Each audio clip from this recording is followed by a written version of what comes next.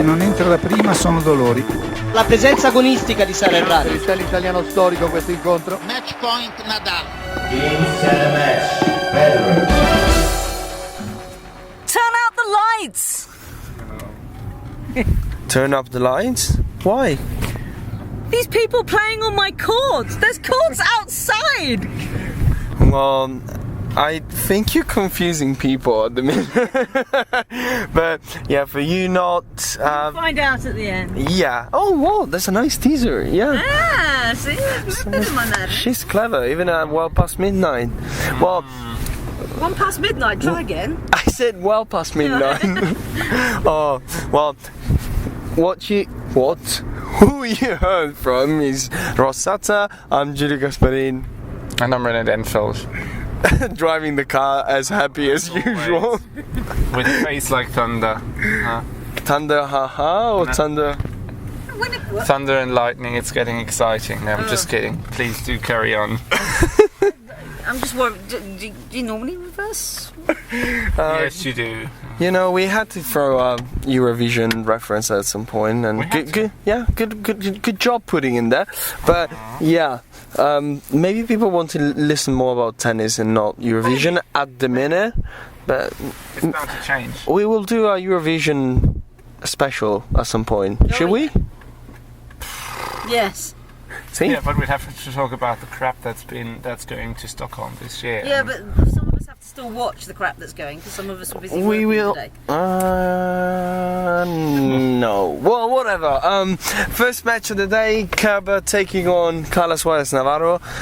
Wow, that sounded very Spanish. Well, never mind. That was a really, really good match from Kerber. Yeah, Angie was in a hurry today. She came out and she wasn't messing about. Not at all. I think, you know, we've been talking with players all week and they all said that at the minute, since everybody can play good tennis, the difference in between very top-notch player and lower player is the attitude and the confidence. And today, to me, it looked like Kerber was walking around with an aura of, I know when and where to do things. Yep. And just looked so much confident, like something last year she would be Sharapova and not look as confident as right now.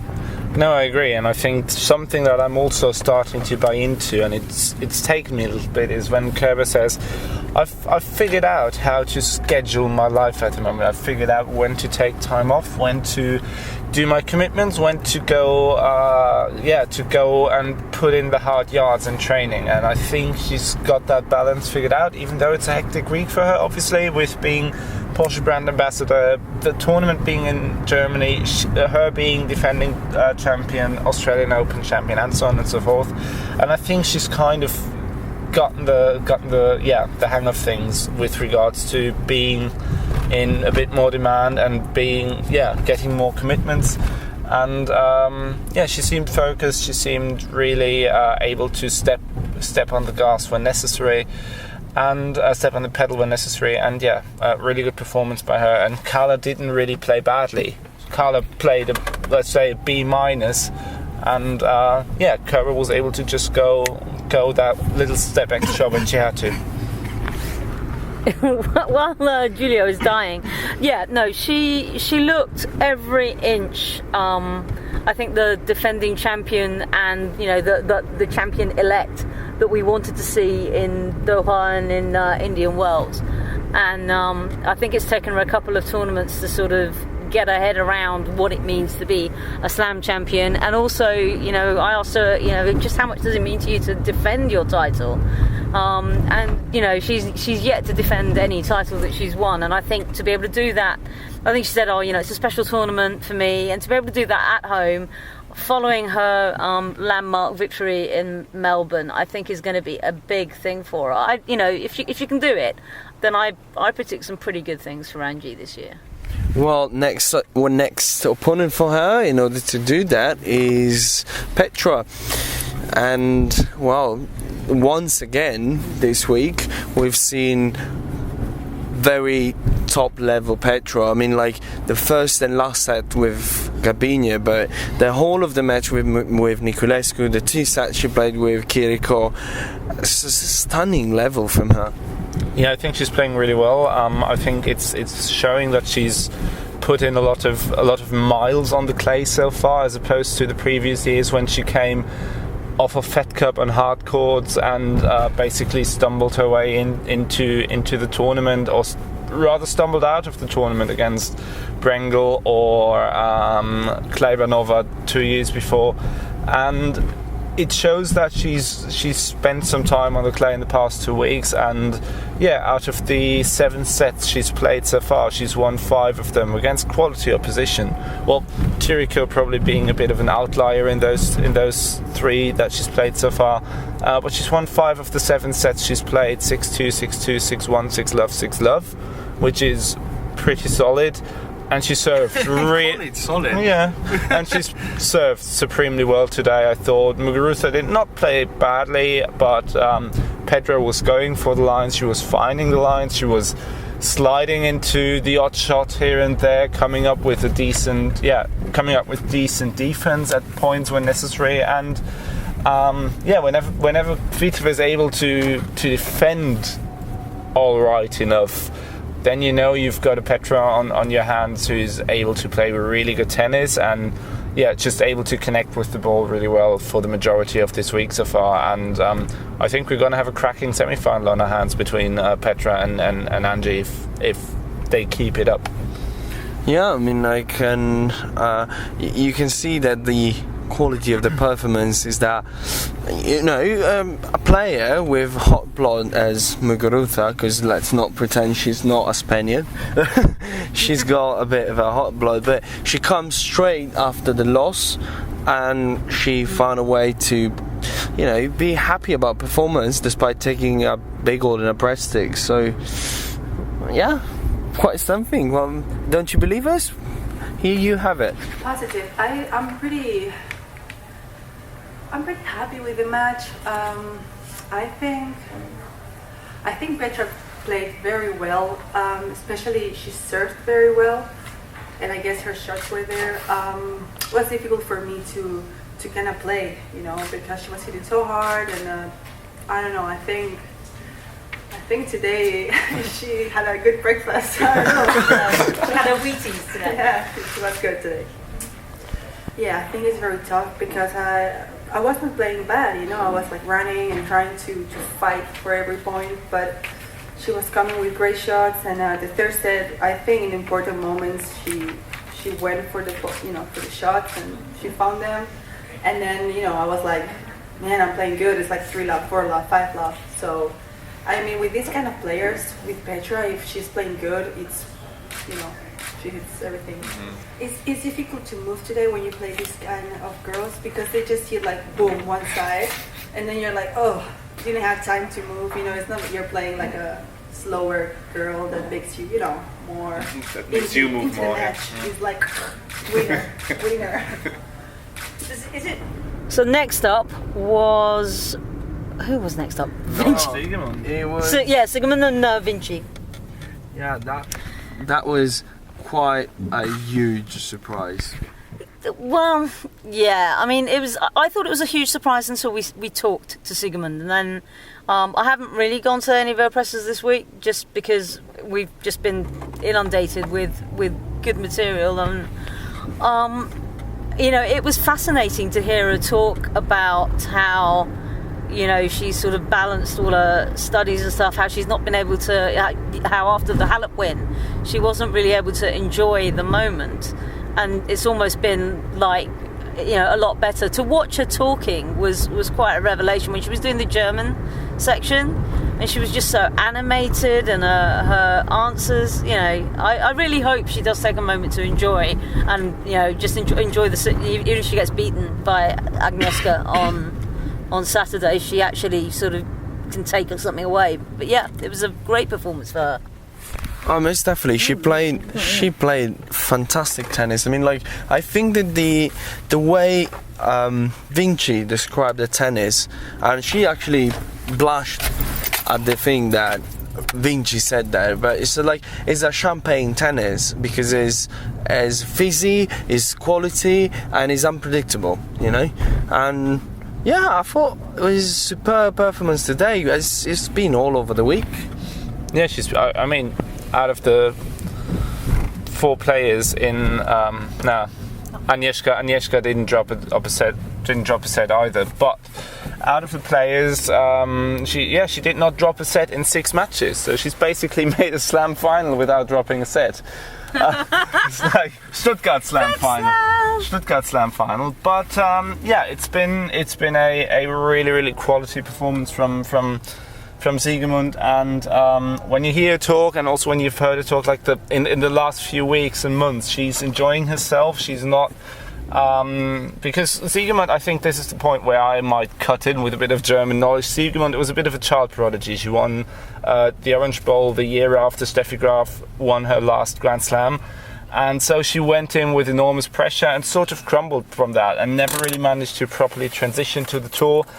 And over the past few years, she's taken a step away from tennis, just sort of learned to see other things and accept that maybe it takes time. And I'm not sure she ever expected to make that sort of comeback on the tour or ever that sort of breakthrough. But yeah, things just started to gel together for her, and she's in that sort of place and in that headspace, as you'll soon hear, where she just feels really ready for this. Just before we go on to her words, I know that's going to sound like a joke, but tell us what's the title of Bachelor Thesis. Yeah, it's quite interesting. She started studying a couple of years ago, mainly because she wanted a break from tennis, and she started studying psychology. And the topic of her bachelor thesis, and it's something that's made Giulio laugh quite a lot. The topic is choking under pressure, which is a theme that is quite well known amongst fan circles and sports in general. And it sounds weird to have a player who is in that position, who could be in that position quite often, write about that. So she's writing about that sort of pressure in big moments. Every day is a little bit different for me, and one day I can enjoy it more, the other I'm more like I stay in the zone, and it's a tough level out there, and it's hard to play great tennis in on one side and then also enjoy on the other, you know. So it's a fine line between, you know, losing the concentration and enjoying. And so yesterday I was really much in the zone, and I couldn't enjoy that much. I was already with my thoughts in today's match a lot and all that, which is okay, but today I can enjoy it much more, it's a nice feeling if you're able to let go for a couple of hours and not think about the next, because there's always a next and a next, especially if you're coming out of the qualies, and it's an amazing result for me, and I have to enjoy it. Yeah, I don't know, I haven't had it before, and I try to ride on the wave, and I don't care. It's just I'm very happy with my game. The whole week I was focusing on my strategies, on my game, and not so much on the surrounding and the, you know, whatever it is, the people, the text messages. It's great, and the atmosphere, I love it, but I still try to, you know, stick with the simple things and realize why is the game working, and what is the next opponent like, and what do I have to do, and that's what's been working really well. Yeah.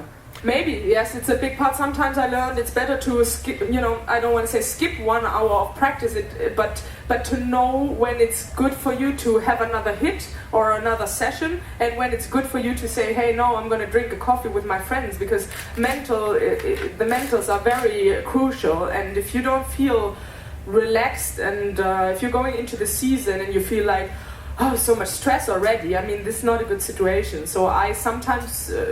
I learned to pick when I have to work harder and when I have to let go a little bit and relax a little bit. I think it's a very important point in professional sports, to know yourself. Well, surprise, surprise, we parked way before we could finish the podcast, so I'm going to cut it short.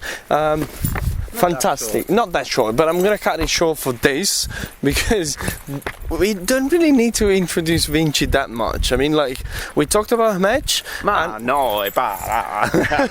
we know she's just stunning. I mean, like, there is no press conference with her that's just going to be normal, and this is just alike. So have a go with that. Okay, we'll give you a pass to speak next to you, German. Questions in Italian. Maybe in Chinese, okay. Alright, Italians take it Vai, away. italiano anche meglio, no? Stare dietro e capire un pochettino gli schemi. Che tattica, Cioè, capito? Sì, che coach, se volete assumere ci sono. Sorry. I'm sorry. Every time I think you're about to pause, I'm like, no. Anything more you'd like to say, Robbie? No, I can sing, I don't know. No. Vai. Any requests? No. Vai. Another question? Yeah, sorry. What's next?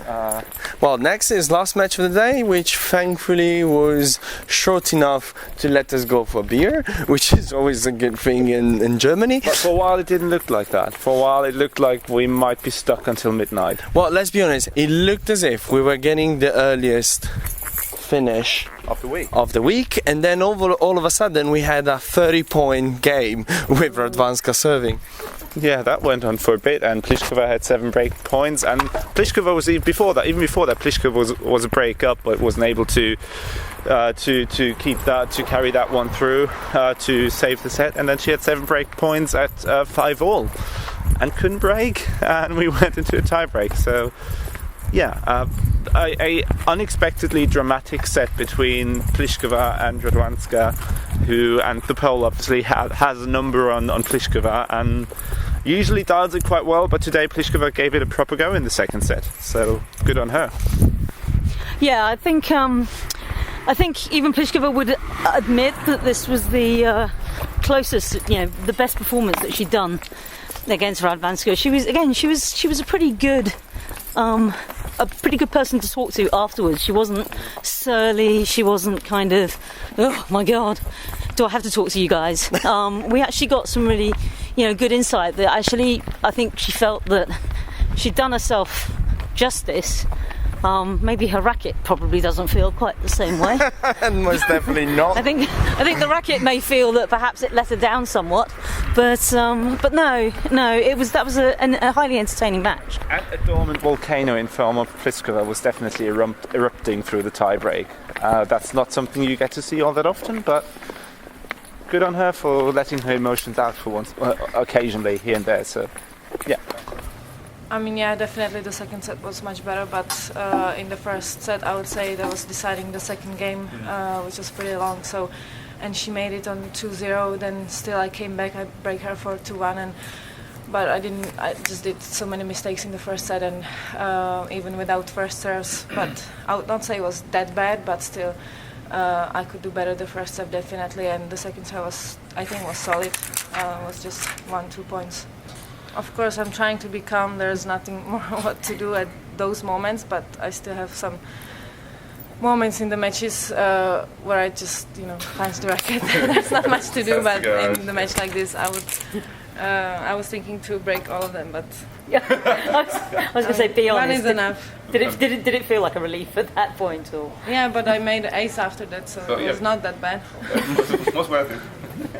What about Aga? I mean, once again, we hear lots of people complaining about Aga being a bit of a stone face and not giving too much of her emotion out, but it was a fairly good press conference. Take quite aside from the fact that she'd won and so therefore was quite fluffy and bouncy, which always helps. I mean, I doubt that she'd be quite as effusive if she'd lost. The funniest thing was after, and it's the most relaxed I think I've ever seen her.